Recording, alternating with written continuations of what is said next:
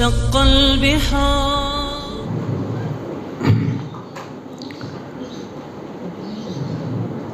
Bismillahirrahmanirrahim. Alhamdulillah wassalatu wassalamu ala rasulillah, amma ba'du.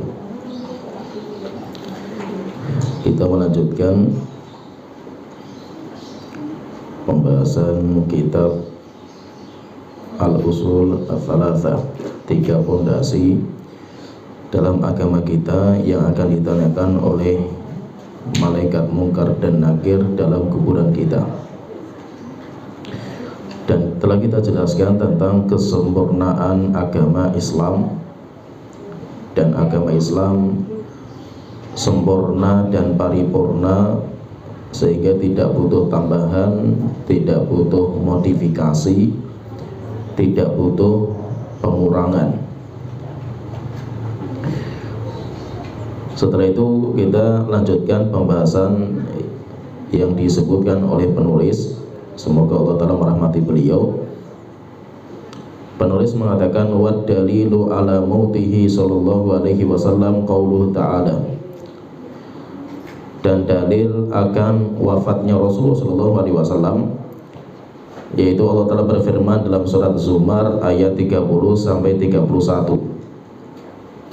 Innaka mayyitun wa innahum mayyitun, sesungguhnya engkau wahai Muhammad akan mati dan mereka pun juga mati.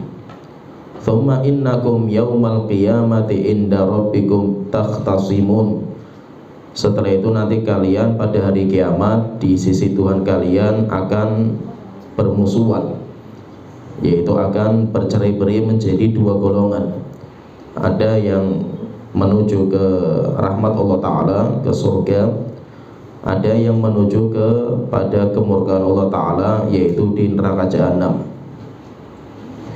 Wan nasu idza matu yub'atsuna, dan manusia itu ketika mereka mati masuk alam kubur, ketika mereka sudah tinggal di alam kubur, setelah itu mereka nanti akan dibangkitkan. Dan alam kubur telah kita bahas panjang lebar. Alam kubur itu merupakan alam kehidupan, bukan alam kematian. Sedangkan kematian itu hanya proses keluarnya roh dari jasad. Itu dinamakan mati. Jadi namanya mati itu hanya proses keluarnya roh dari jasad. Itu yang dinamakan dengan kematian. Setelah roh itu sudah keluar totalitas dari jasad, maka roh itu akan masuk di kehidupan berikutnya. Kehidupan nanti di alam barzah atau alam kubur, dinamakan dengan barzah. Barzah itu dinding.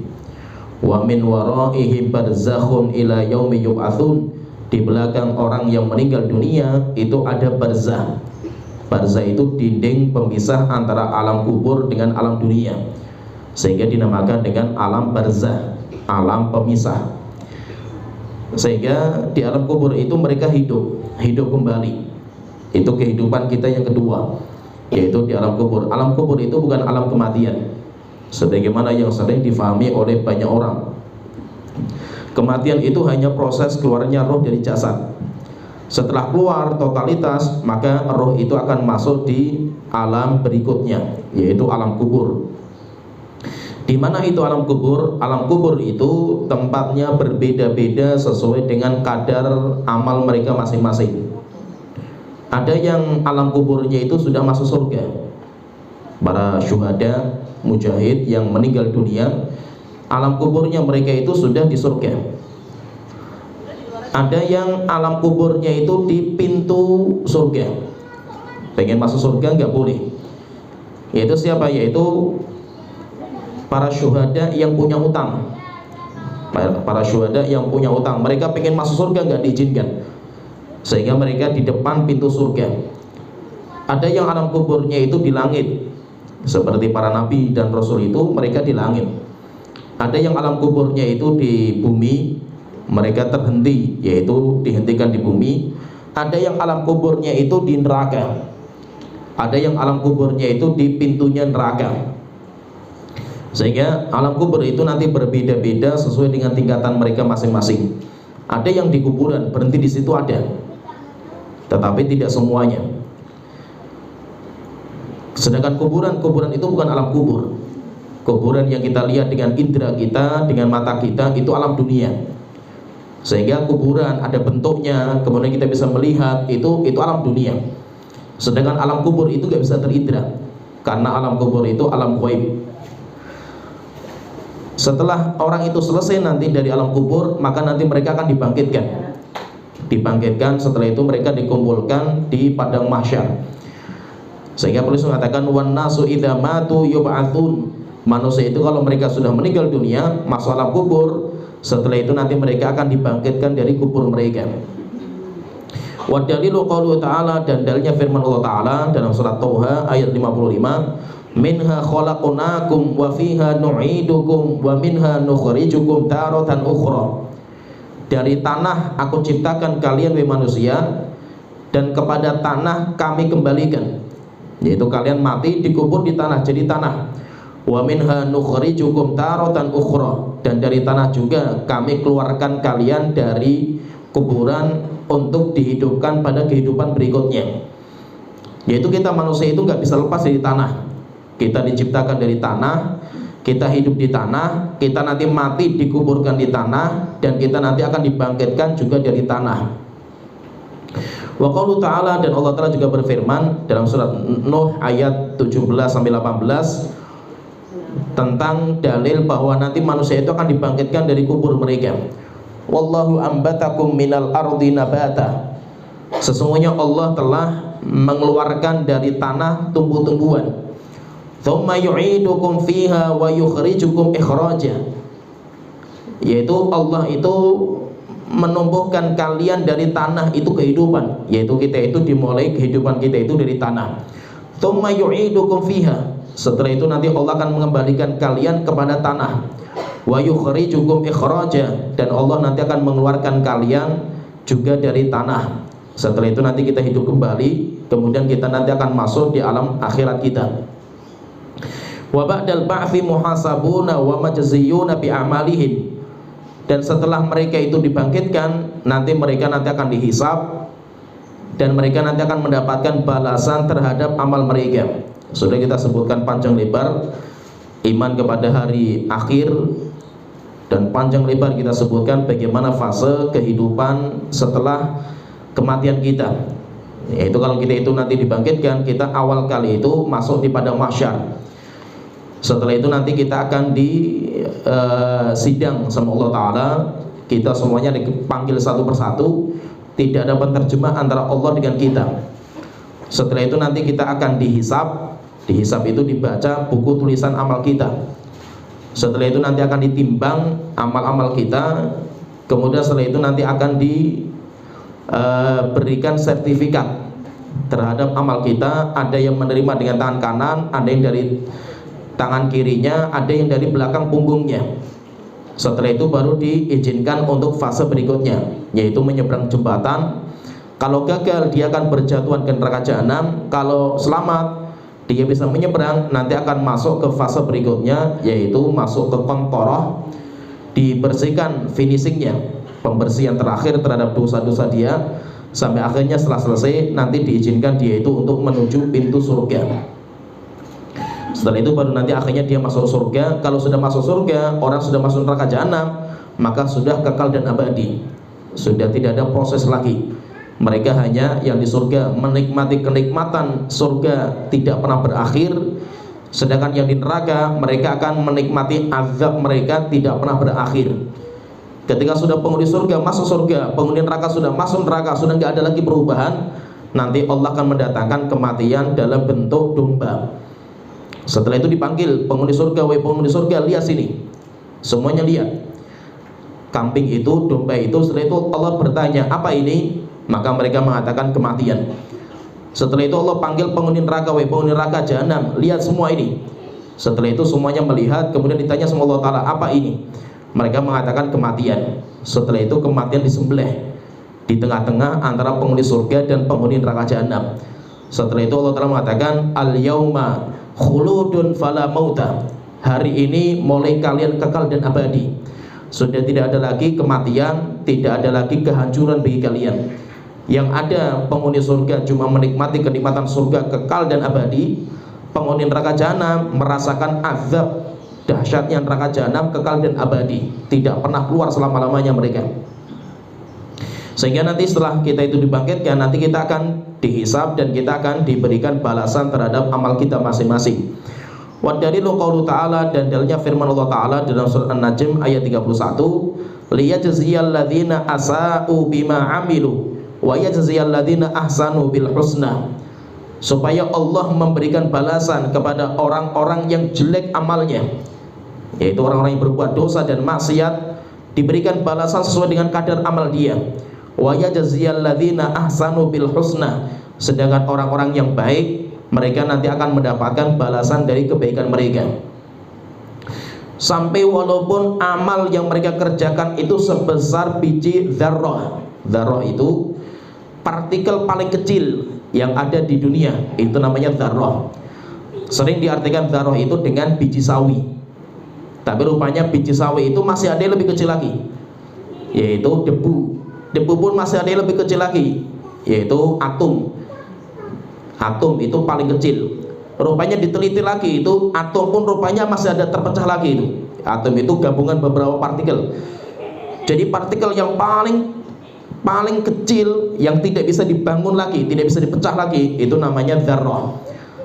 Allah Ta'ala berfirman, "Faman ya'mal mithqala dzarratin khairan yarah." Siapa yang berbuat kebaikan walaupun dzarrah, sekecil-kecilnya partikel, maka dia pasti akan melihat balasannya. Wa may ya'mal mithqala dzarratin syarran yarah. Siapa yang mengamalkan kejelekan walaupun satu dzarrah, dia pun juga akan melihat balasannya. Terjadi khilaf di antara para ulama tentang ayat ini. Siapa yang berbuat kebaikan satu dzarrah akan dibalas. Siapa yang berbuat kejelekan satu dzarrah, dia akan dibalas. Siapa mereka ini? Siapa ini yang berbuat kebaikan dan keburukan itu siapa? Sebagian ulama ahli tafsir mengatakan, siapa yang berbuat kebaikan akan mendapatkan balasannya. Siapa itu? Orang kafir. Orang kafir yang berbuat kebaikan akan dibalas oleh Allah Ta'ala di dunia. Sehingga orang-orang kafir, pelaku dosa dan maksiat, tapi mereka itu berbuat kebaikan. Orang kafir berbuat kebaikan. Orang kafir ada yang bantu orang lain, ada orang kafir yang berbuat kebaikan, maka mereka akan mendapatkan balasannya. Apa balasannya itu? Di dunia ditambahkan rezekinya, diberikan istri yang cantik untuk dia, diberikan anak-anak yang patuh kepadanya, kemudian diberikan kesehatan, diberikan kebahagiaan di dunia. Itu namanya balasan mereka. Datang hari kiamat sudah nggak ada lagi balasan, karena semua kebaikan mereka sudah terbalas. Yang ada cuma kesyirikan, dosa dan maksiat. Itu nanti Allah akan mengazab dengan azab yang pedih. Sehingga orang kafir berbuat kebaikan tetap dibalas sama Allah Ta'ala. Sedangkan siapa yang berbuat kejelekan, dia akan mendapatkan balasannya. Siapa itu? Orang mukmin. Orang mukmin yang berbuat dosa dan maksiat itu pun langsung dibalas sama Allah Ta'ala. Dibalasnya dengan apa? Dibalasnya dengan ditimpakan ujian pada hartanya, ditimpakan ujian pada kesehatan dia, ditimpakan ujian pada keluarganya. Sebagai apa? Sebagai penghapus akan dosa-dosa dia. Sehingga di hari kiamat orang itu sudah tidak ada kejelekan yang dibalas. Kenapa? Sudah dibalas semuanya di dunia. Sehingga di hari kiamat orang mukmin tinggal merasakan kebaikan dia. Dosa-dosanya sudah dibalas semuanya sama Allah Ta'ala di dunia. Sehingga tidak mungkin Allah itu menzalimi sedikit pun seorang hamba. Allah Ta'ala berfirman juga dalam surat Al-Anbiya ayat 47, wa nadha'ul mawazinal qista liyaumil qiyamati fala tudhlamu nafsun syai'a. Kami akan letakkan timbangan-timbangan keadilan nanti di hari kiamat, yaitu nanti ditimbang, namanya mizan, timbangan-timbangan. Fala tudhlamu nafsun syai'a, tidak ada seorang hamba pun yang terzalimi. Wa in kana mithqala habbatin min khardalin ataina biha. Jika seandainya ada orang yang berbuat kebaikan walaupun cuma satu titik kebaikan, pasti akan kami datangkan. Wa kafa bina hasibin, dan cukup kami sebagai penghisab akan mereka, akan manusia. Allah Ta'ala berfirman juga dalam surat Al-An'am ayat 160, man jaa'a bil hasanati falahu asyru amsalihha. Siapa yang mendatangkan satu kebaikan, mengamalkan satu kebaikan, dia akan mendapatkan 10 balasan, 10 kali lipat. Wa man jaa'a bis sayyi'ati fala yujza illa mithlaha. Dan siapa yang berbuat kejelekan, satu kejelekan, tidaklah dibalas kecuali dengan satu yang sama. Wa hum la yudlamun, dan mereka tidak pernah dizalimi sama Allah Ta'ala. Sehingga nanti di hari kiamat itu Allah nanti akan menghisab kita, nanti Allah akan memberikan balasan terhadap amal kita, dan tidak ada kezaliman sedikit pun. Siapa yang berbuat kebaikan akan mendapatkan balasan kebaikan, siapa yang berbuat kejelekan akan mendapatkan balasan kejelekan. Setelah itu penulis mengatakan wa man kadzdzaba bil ba'tsi kafara. Siapa yang mendustakan tentang hari kiamat, hari pembangkitan jasad dari kuburnya, orang itu kafir. Karena dia telah ingkar kepada rukun iman, salah satu rukun iman, yaitu iman kepada hari kiamat. Wa dalilu qaulu ta'ala, dan dalilnya firman Allah Ta'ala tentang kafirnya orang-orang yang mendustakan hari kiamat dalam surat Taghabun ayat ke-7. Za'amal ladzina kafaru allay yub'atsu. Orang-orang kafir mereka mengira bahwa mereka tidak akan dibangkitkan. Qul bala wa rabbi, katakan pasti benar dengan nama Tuhanku, pasti kalian akan dibangkitkan. Latub'atsunna, pasti kalian akan dibangkitkan. Tsumma latunabba'unna bima 'amiltum, dan pasti Allah akan membongkar semua yang kalian kerjakan. Wa dzalika 'alallahi yasir, dan itu sangat mudah bagi Allah Ta'ala. Di sini Allah Ta'ala menyebutkan orang kafir ketika mengatakan bahwa tidak dibangkitkan. Berarti siapa yang mengatakan bahwa nanti Allah tidak bisa membangkitkan jasad setelah mati, dia itu adalah orang-orang kafir, masuk dalam golongan orang kafir, dan orang itu kafir terhadap agama Islam. Siapa yang tidak beriman kepada hari kiamat, maka dia kafir terhadap agama kita. Setelah itu penulis mengatakan, pembicara masalah hari kiamat sudah kita jelaskan panjang lebar, kita nggak perlu untuk mengulangi. Setelah itu beliau mengatakan wa arsalallahu jami'ar rasuli mubasysyirin wa mungdzirin, dan Allah telah mengutus semua rasul mubasysyirin wa mungdzirin sebagai pemberi kabar gembira dan sebagai pemberi peringatan. Jadi tugasnya Nabi dan Rasul itu dua. Yang pertama, memberikan kabar gembira. Kabar gembira dengan apa? Dengan surga bagi orang-orang yang taat kepada Allah Ta'ala.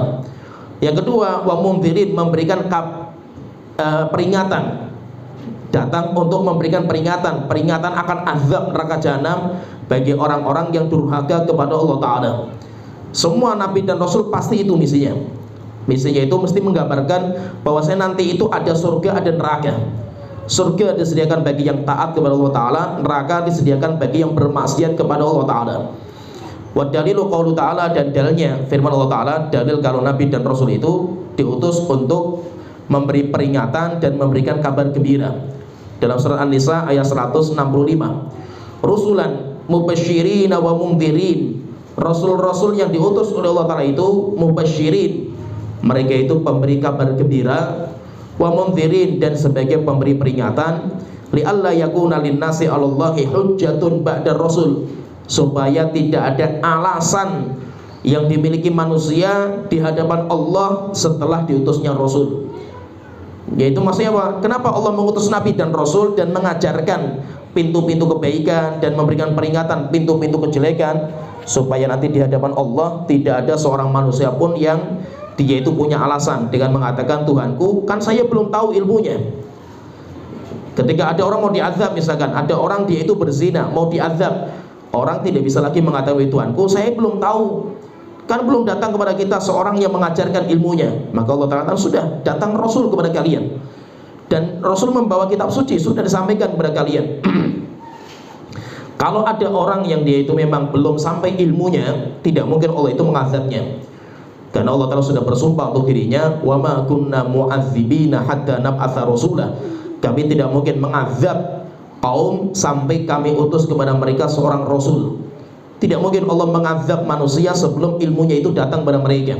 Sehingga apa? Ilmunya datangkan dulu, hujjah ditegakkan. Kalau mereka masih membangkang, baru mereka diazab, dan sudah tidak ada alasan. Oleh itu orang yang mereka itu sudah sampai ilmu kepada mereka, sudah mendengar tentang Nabi Muhammad, kemudian nggak beriman, kekal neraka jahanam, dan tidak ada alasan bagi mereka. Oleh itu Rasulullah mengatakan, la yasma'u bi ahadun min hadhil ummah, tidak ada satu orang pun zaman sekarang mendengar saya diutus sebagai nabi akhir zaman. tsumma yamutu wa lam yu'min billadzi ursiltu bihi, kemudian dia mati dalam kondisi enggak beriman dengan apa yang saya bawa, illa kana min ashabin nar, kecuali dia penghuni neraka jahanam kekal selama-lamanya. Selama apa? Selama dia sudah tahu, sudah sampai berita kepada mereka. Tapi kalau belum sampai berita kepada mereka, mereka belum sampai ilmu kepada mereka, tidak mungkin Allah itu mengazab mereka. Karena Allah tidak mungkin zalim kepada seorang hamba, mengazab mereka sebelum mendatangkan ilmunya. Terus bagaimana orang-orang seperti ini? Nanti mereka itu masuk dalam daftar namanya ahlul fatrah, orang-orang yang belum sampai kepada mereka syariat Rasul, belum sampai mereka, namanya ahlul fatrah. Bagaimana hukumnya ahlul fatrah ini? Ahlul fatrah itu nanti dihidupkan lagi di hari kiamat. Mereka dihidupkan kembali, kemudian Allah mengutus Rasul kepada mereka. Rasulnya itu dalam riwayat itu bawa api, kemudian bawa air, yaitu tangannya itu yang satunya bawa api, yang satunya bawa air. Kemudian mengatakan siapa, yaitu dia itu bawa air, bawa api, Rasulnya itu bawa api. Kemudian memerintahkan kepada umatnya untuk masuk.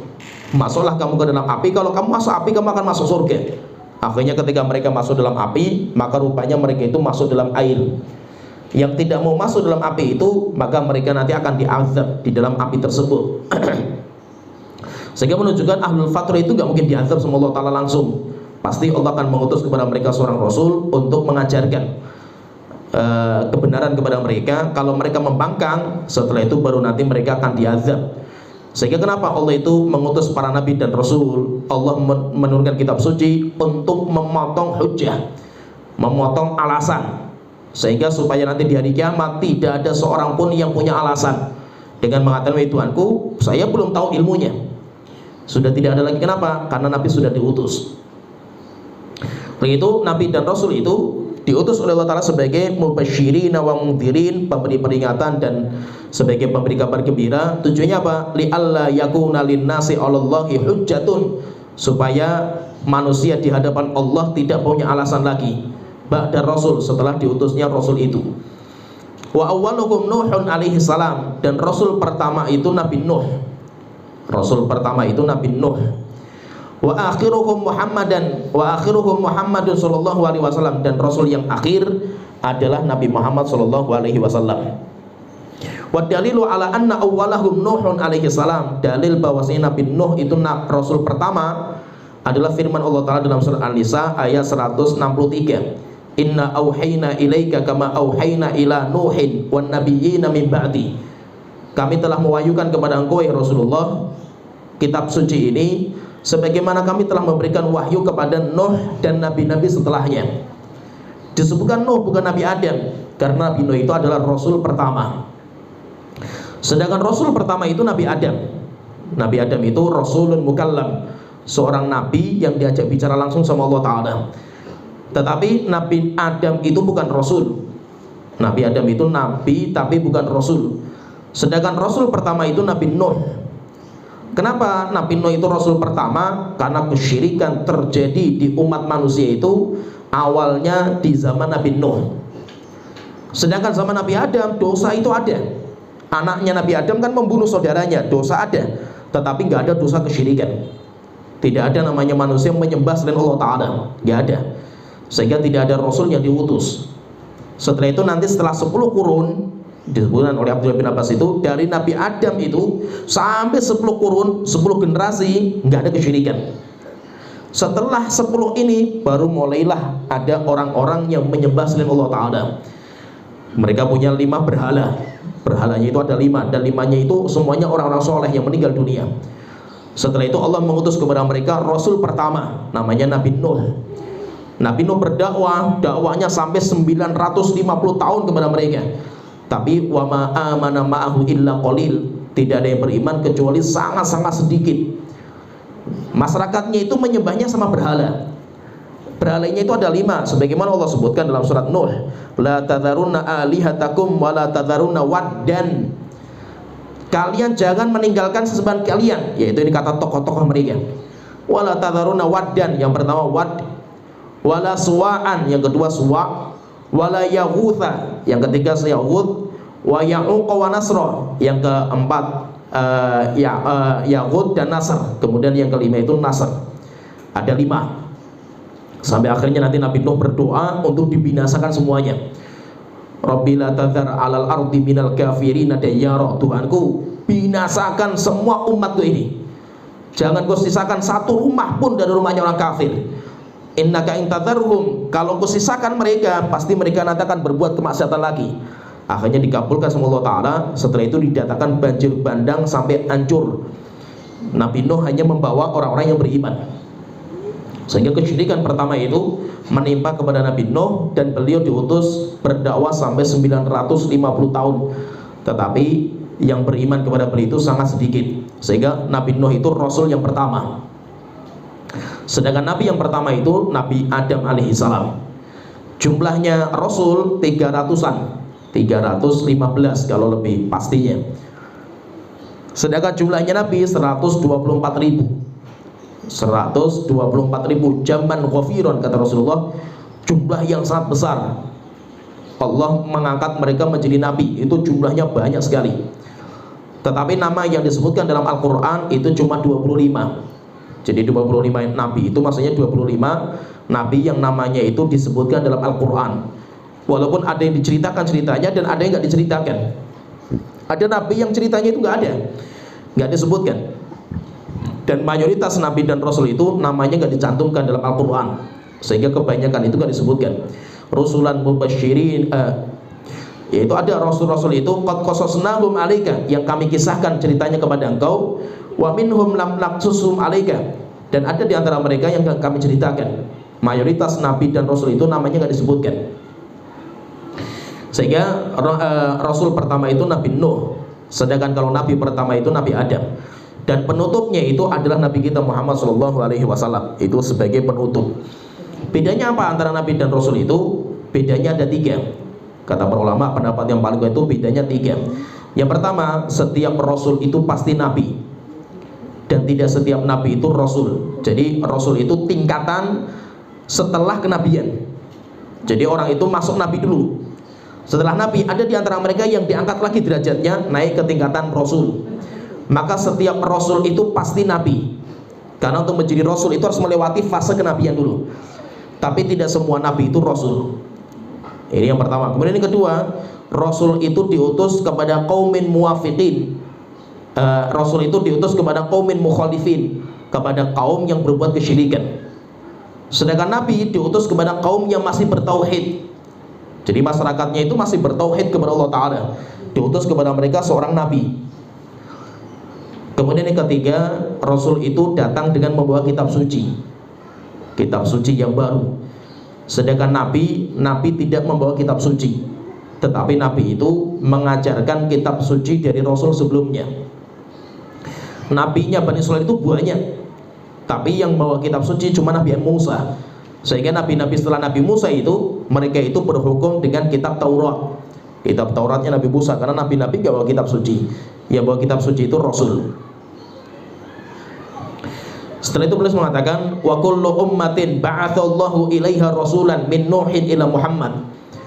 Dan setiap umat telah Allah utus kepada mereka seorang rasul, dari Nabi Nuh sampai Nabi Muhammad.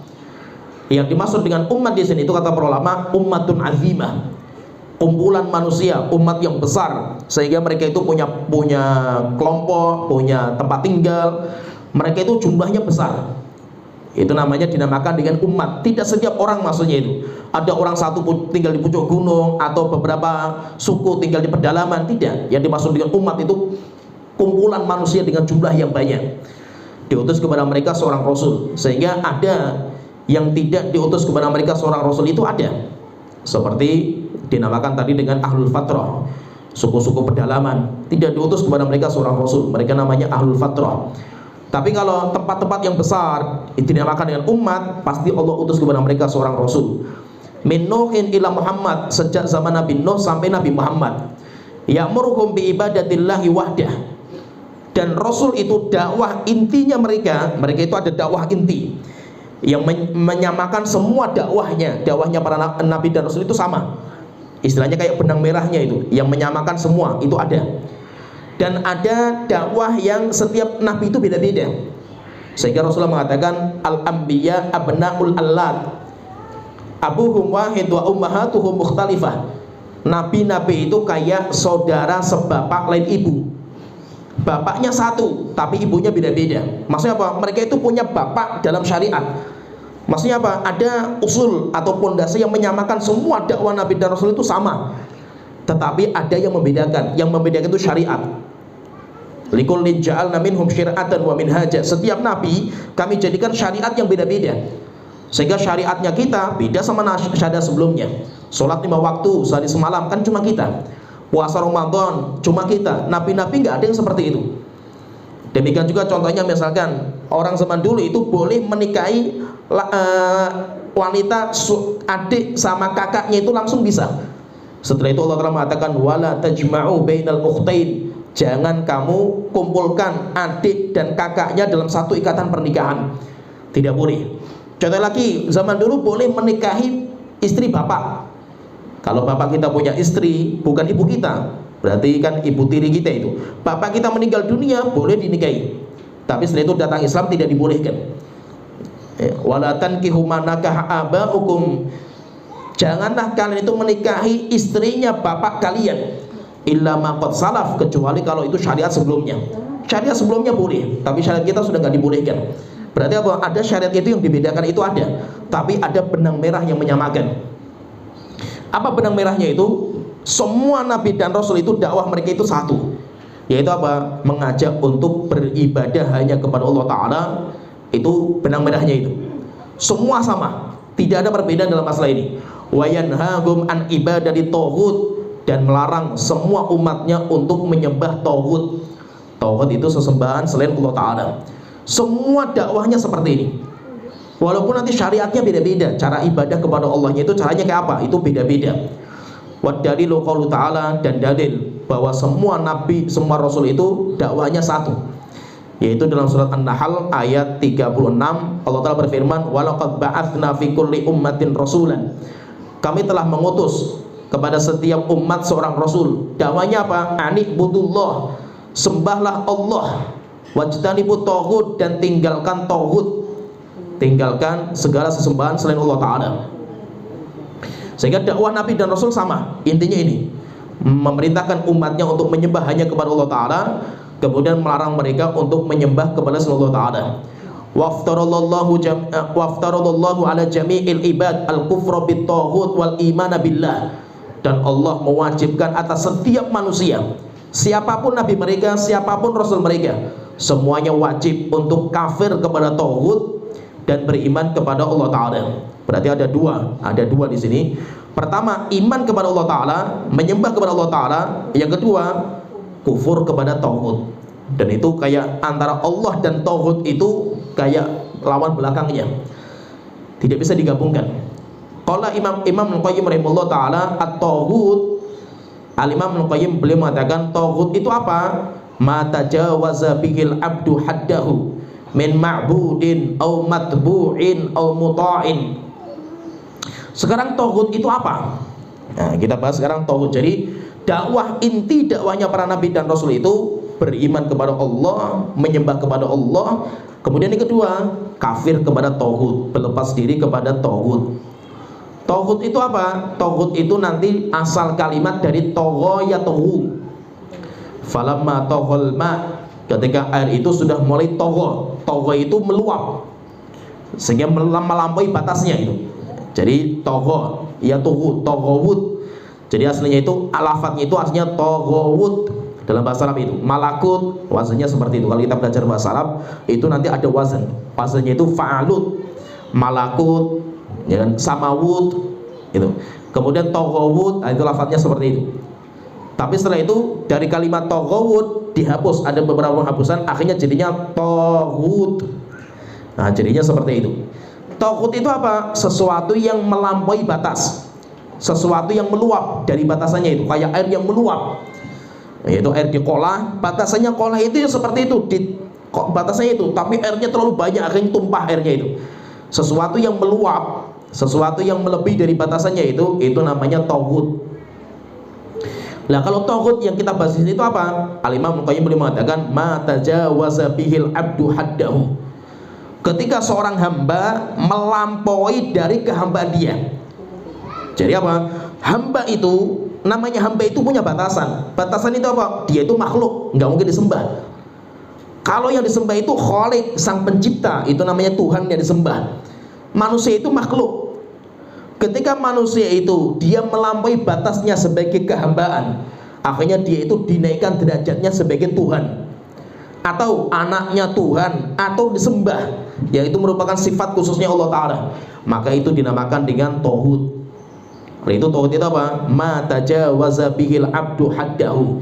Seorang hamba, seorang makhluk yang melampaui batasan sebagai makhluknya, sehingga apa? Dia itu mengangkat dirinya sendiri atau diangkat sebagai ketuhanan, padahal dia itu hamba. Setelah itu apa? Sifat-sifat ketuhanan itu diberikan, disembah, dan yang lainnya itu diyakini keyakinan-keyakinan tertentu yang itu merupakan sifat Allah Ta'ala. Itu namanya tauhid. Dan tauhid itu nanti muaranya terpecah menjadi 3. Sesuatu yang makhluk yang diangkat menjadi Tuhan atau yang melampaui batas itu nanti ada 3. Yang pertama ma'budin, melampaui batas karena disembah, yaitu jalurnya itu karena disembah. Ada sesuatu yang disembah, padahal yang berada disembah itu hanya Allah Ta'ala.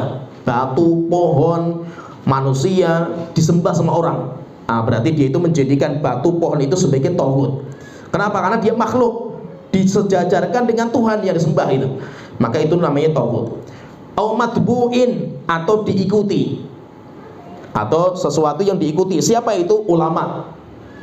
Ulama yang diikuti, padahal ulama itu jelas menghalalkan apa yang Allah haramkan, mengharamkan apa yang Allah halalkan, kemudian diikuti.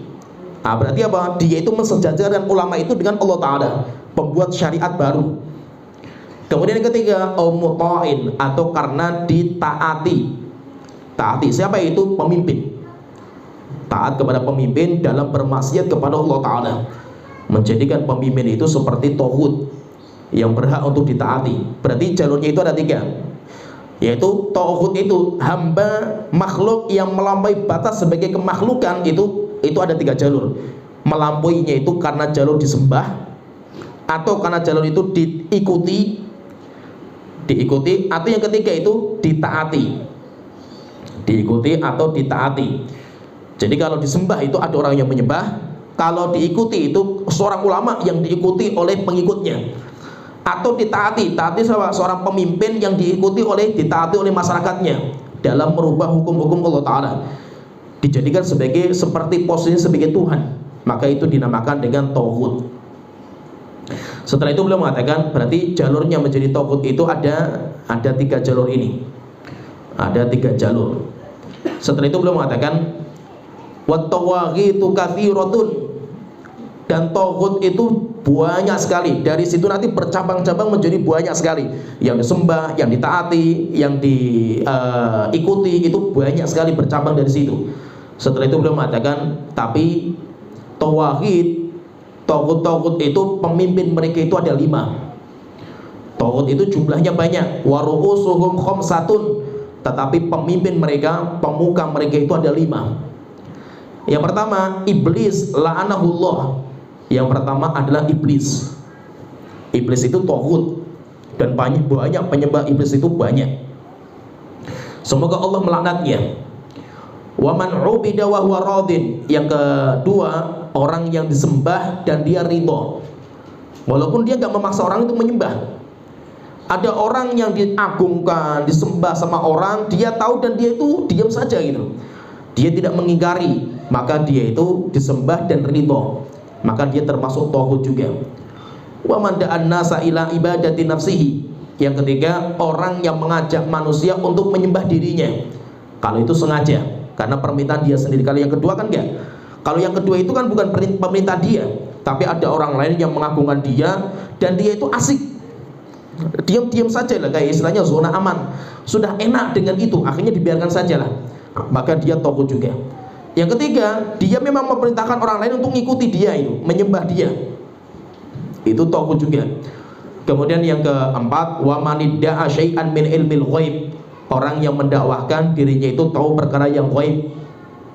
Yaitu siapa itu? Tukang ramal, orang pinter, paranormal, dan yang lainnya. Di mana mereka itu mendakwakan diri mereka itu tahu perkara yang gaib. Kita percaya, berarti kita itu menjadikan dia sebagai tauhid. Kemudian yang kelima, waman hakama bi ghairi ma anzalallah. Siapa yang berhukum dengan hukum selain Allah Ta'ala.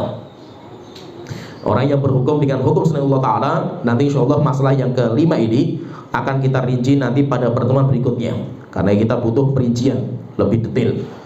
Yaitu seorang pemerintah, pemimpin, mereka bikin undang-undang tabrakan dengan undang-undang Islam. Nah, berarti mereka itu kayak tauhid, tapi nanti ada rinciannya. Rinciannya itu nanti akan kita sebutkan karena perinciannya panjang. Berarti intinya di sini tauhid itu pemimpin mereka itu ada 4 ini, ada 5. Yang 4 kita singgung sekarang. Kalau yang terakhir yang paling susah ini kita pahami, nanti kita sebutkan pada pertemuan berikutnya. Karena pertemuan berikutnya itu kitab ini tinggal 1 pertemuan saja. Ini karena ini sudah penutup, pembahasan ini sudah terakhir. Nanti setelah itu kitab ini sudah selesai, khatam kita ini. Jadi ada tauhid itu ada 5. Yang pertama iblis. Iblis yang merupakan sumber kesyirikan dan kekufuran, sehingga dosa dan maksiat itu muaranya semuanya ke iblis. Muaranya ke iblis ini. Sehingga iblis ini jelas dia tauhid karena dialah yang menjadikan penyebab kesyirikan, kekufuran di muka bumi ini. Walaupun nanti di hari kiamat iblis itu berlepas diri dari manusia semuanya. Ketika orang-orang datang kepada iblis, syaitan kemudian mengatakan bahwasanya kita kan dulu menyembah kamu itu, tolong bantu kita sekarang itu. Maka setelah itu dia mengatakan inni akhafullah, sekarang saya takut kepada Allah Ta'ala. Saya dulu itu hanya ngajak kalian untuk berbuat kesyirikan itu, kemudian kalian itu kok mengikuti ajakan saya itu. Fala talumuni walumu anfusakum, jangan kalian itu mencaci maki saya, tapi caci makilah diri kalian sendiri. Kenapa? Goblok sekali kalian itu, punya otak gak dipakai gitu. Kok malah kalian itu ngikuti saya itu, yang semua janji saya semua palsu semua itu. Akhirnya iblis ini menjadi tauhid karena sumber semua kesyirikan, kekufuran, dosa dan maksiat itu ya dia. Kemudian yang kedua, waman ubida wa huwa radin, orang yang disembah dan dia itu ridho. Nabi Isa itu disembah, Uzair juga disembah, dijadikan sebagai anak Tuhan, tapi Nabi Isa enggak ridho. Sampai akhirnya kan Nabi Isa kan nanti disidang sama Allah Ta'ala. Allah sebutkan dalam surah Al-Maidah itu, anta qulta linnasi ittakhiduni wa ummiya ilahaini min dunillah. Allah mengatakan dalam surah Al-Maidah itu yang terakhir, cerita-cerita terakhir itu, Allah memanggil Nabi Isa, wahai Isa, apakah dulu kamu pernah ngajak orang untuk menjadikan, kamu ngomong sama orang, jadikan saya dan ibu saya sebagai dua sesembahan selain Allah Ta'ala? Maka Nabi Isa mengatakan, subhanaka ma yakunu li an aqula ma laysa li bihaq, tidak layak bagi saya untuk mengatakan sesuatu yang enggak hak, itu batil wahai Tuhanku. Makultu lahum, saya tidak mengatakan kecuali kebaikan saja itu. In kuntu qultuhu faqad alimta, kalau saya mengatakan itu wahai Tuhanku, pasti engkau sudah tahu. Ta'lamu ma fi nafsi wala a'lamu ma fi nafsi, engkau mengetahui apa yang ada di diriku, saya enggak tahu apa yang ada dalam diri engkau wahai Tuhanku. Sehingga Nabi Isa berlepas diri. Nabi Isa disembah, tapi beliau berlepas diri, maka beliau bukan tauhid. Kenapa? Karena beliau berlepas diri. Sedangkan tauhid ini siapa? Orang yang disembah dan dia itu nyaman dengan sesembahan itu. Jelas dia itu sebenarnya mengetahui kesyirikan itu, ini syirik nyata itu, tetapi dia itu aman, dia itu nyaman dengan seperti itu. Dicium tangan, kemudian dijadikan sebagai ngelap berkah, orang tawasul kepadanya, kesyirikan terjadi, dia itu tahu itu syirik. Orang-orang itu berlebihan mengagungkan dia itu, tetapi dia itu mendiamkan saja, maka dia tauhid. Yang kedua, waman da'an nasa ila, yang ketiga, waman da'an nasa ila ibadati nafsi, orang yang mengajak manusia untuk menyembah dirinya. Nah, siapa ini? Fir'aun dan yang lainnya yang mengatakan ana rabbukumul a'la, saya itu adalah Tuhan kalian yang paling tinggi, sehingga memerintahkan orang untuk menyembah dirinya itu. Dan itu ada banyak orang-orang yang ya, kelompok thariqat itu banyak seperti ini. Sampai banyak yang kebelabasan, bukan hanya mengaku nabi. Kalau yang mengaku nabi dan rasul itu banyak sekali. Tapi yang aneh itu apa? Banyak yang mengaku dirinya Tuhan. Dan itu pengikutnya banyak. Sampai saya itu pernah baca itu di Jawa Timur. Ada orang Jawa Timur lah, sampai bikin buku tentang ketuhanan dia. Jadi ada sebuah torikot lah, sebuah torikot tapi parah lah. Setelah itu mendakwakan bahwa pemimpinnya itu Tuhan. Covernya itu, saya ketika lihat bukunya itu, saya lihat covernya itu, dia duduk, pemimpinnya itu duduk di atas kursi, di bawahnya itu matahari, rembulan dan bumi. Rembulan dan bumi itu dia pegang. Dan pengikutnya itu meyakini yang menciptakan matahari, rembulan, bintang itu dia. Dan itu apa? Pengikutnya banyak. Oleh itu memang di Indonesia itu semakin gila itu semakin banyak pengikut gitu. Oleh itu kalau kita itu pengen banyak pengikut, jadi orang gila itu. Semakin kita jadi orang gila, jadi orang stres itu nanti pengikut kita banyak sekali itu. Kalau kita jadi orang normal, jadi orang benar, itu malah disikat di mana-mana kita itu. Dan itu akhir zaman itu sudah seperti itu. Jadi mengajak orang untuk menyembah dirinya itu, dan itu banyak orang-orang seperti ini banyak. Bahkan dia terkadang itu yang mengajarkan ritual-ritual supaya orang lain itu mengamalkan. Dan memang sengaja orang itu seperti itu karena menganggap dirinya itu orang yang hebat. Kemudian yang keempat, wa man idda'a syai'an min ilmil ghaib, orang yang mendakwahkan dirinya itu tahu perkara yang ghaib. Ghaib itu apa? Ghaib itu sesuatu yang terluputkan ilmunya dari kita. Yang kita nggak tahu ilmunya itu namanya ghaib. Sesuatu yang kita nggak tahu ilmunya itu namanya perkara yang ghaib. Ghaba itu absen yang terluputkan dari diri kita. Nanti ghaib itu ada dua. Ada namanya ghaib mutlak. Ghaib mutlak itu tidak ada yang tahu kecuali hanya Allah Ta'ala. Gak ada seorang makhluk pun yang tahu itu. Namanya ghaib mutlak. Dan ghaib mutlak itu kuncinya ada 5. Gak ada yang tahu kecuali hanya Allah Ta'ala. Hatta malaikat pun gak tahu. Hatta malaikat gak tahu. Ini namanya ghaib mutlak. Kecuali kalau malaikat sudah dikabari sama Allah Ta'ala. Nah, nanti tahu dari ilmu yang Allah Ta'ala kabari. Allah Ta'ala mengatakan innallaha indahu ilmu sa'ah. Yang pertama, Allah yang tahu kejadian hari kiamat itu kapan. Tentang hari kiamat. Innallaha indahu ilmu sa'ah wa yunazzilul ghaitha. Allah yang tahu turunnya air hujan. Di sini turun air hujan kadarnya berapa, sampai jam berapa, berakhirnya jam berapa, itu Allah yang tahu. Malaikat Mikail yang ngatur air hujan itu cuma diberitakan sama Allah Ta'ala. Tapi nggak bisa orang meramal setahun yang akan datang itu akan kejadian seperti ini, nggak bisa. Wa yunazzilul ghaitha wa ya'lamu ma fil arham. Allah tahu apa yang ada di rahim seorang wanita. Yaitu apa? Sebelum ada isinya. Kalau sudah ada isinya, ada janinnya itu dengan teknologi bisa. Tapi orang belum menikah saja bisa diramal tangannya. Oh, kamu nanti akan punya anak pertama itu laki-laki. Nah, ini berarti tukang ramal orang itu.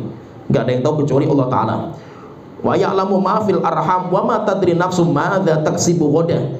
Yang keempat, orang nggak tahu besok itu mau berbuat apa. Sehingga besok itu saya mau apa ini? Saya itu mau apa? Apa yang menimpa saya dan itu apa? Nggak ada yang tahu kecuali Allah Ta'ala. Kemudian yang kelima, wa ma tadri nafsum bi ayyi ardin tamut. Orang nggak tahu di mana dia akan mati.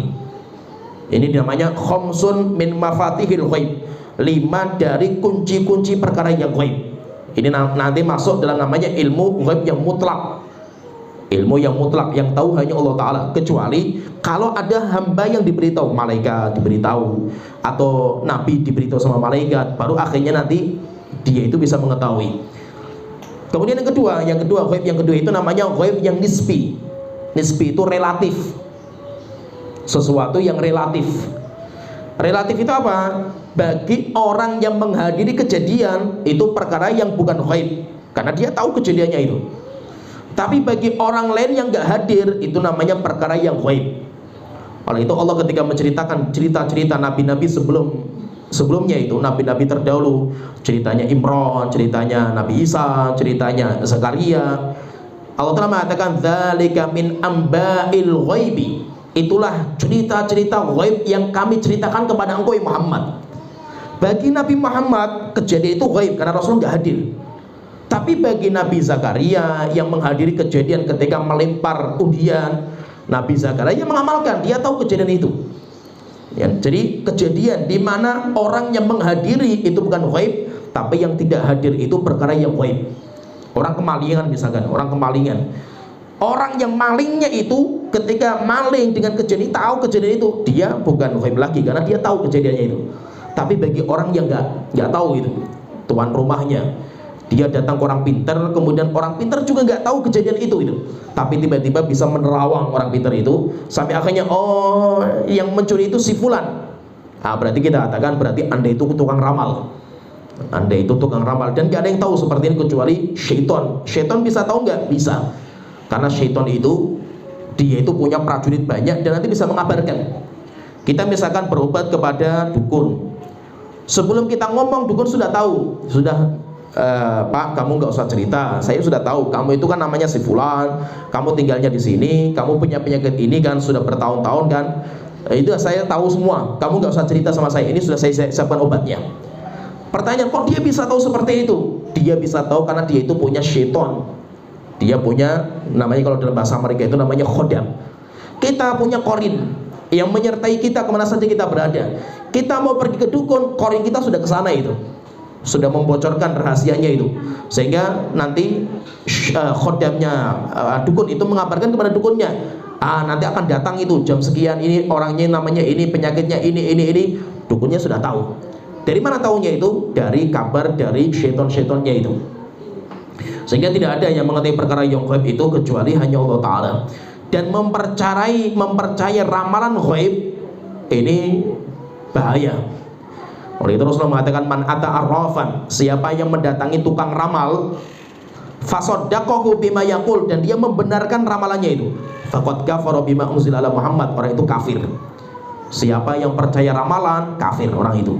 Ramalan bintang, zodiak atau yang lainnya, atau apa istilahnya maerot lah, atau apa itu mak siapalah itu di TV itu, atau aplikasi-aplikasi ramalan dan yang lainnya wes itu. Apalah namanya, kiai ini atau kanjeng ini atau mbah siapa atau mak siapa, terserahlah namanya itu. Yang penting kalau dia meramal, meramal, maka itu ramalannya bahaya. Dan banyak itu ramalan di televisi kan banyak itu. Ada yang suka ngeramal-ramal artis kan banyak itu, ya. Mati juga dia kan gitu loh, ya. Nggak tahu nama siapa itu, meramal, tukang ramal itu. Jadi seperti ini kalau kita percaya, syirik kita itu, kufur kepada Allah Ta'ala. Yang kedua, orang yang datang kepada tukang ramal, dia itu nggak mempercaya, itu mah asik-asikan saja itu, nonton TV asik itu, ramalan artis kan itu. Yang penting nonton saja, saya nggak percaya ramalan, tapi asik itu, ikut keramaikan saja itu. Seperti apa? Kita download aplikasi, walaupun cuma download, walaupun kita nggak percaya, tapi apa berarti melegalkan. Ramalannya semakin laris berarti kan, banyak orang yang mendatangi, banyak orang yang nge-like, ada yang download kan, semakin ramai berarti aplikasinya. TV semakin banyak ratingnya naik, kenapa? Banyak yang nonton, walaupun nggak banyak percaya itu, tapi ratingnya jadi naik itu. Maka orang seperti ini yang mendatangi tukang ramal walaupun nggak percaya, sholat selama 40 hari nggak diterima sama Allah Ta'ala.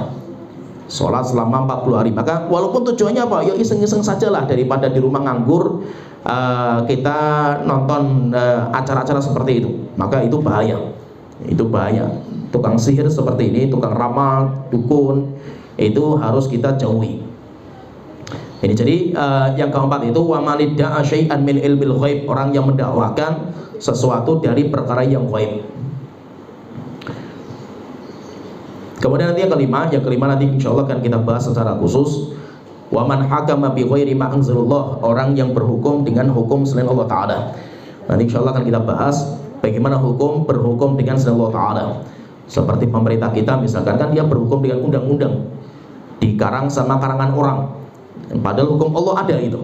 Terus bagaimana hukumnya itu? Nanti insyaallah akan kita bahas pada pertemuan berikutnya. Ya, sebenarnya sini pembahasan kita ini sudah di penghujung kitab. Nanti tinggal penutup. Setelah ini kita masuk ke penutup hadis terakhir yang beliau sebutkan. Setelah itu selesai kitab ini. Tinggal nanti berikutnya kita akan kaji apa, nanti kita pikirkan. Ya, saya di sini pembahasan kita. Wa akhiru da'wana alhamdulillahirabbil alamin. Sallallahu alaihi wa sallam wa ala alihi wa sahbihi ajmain.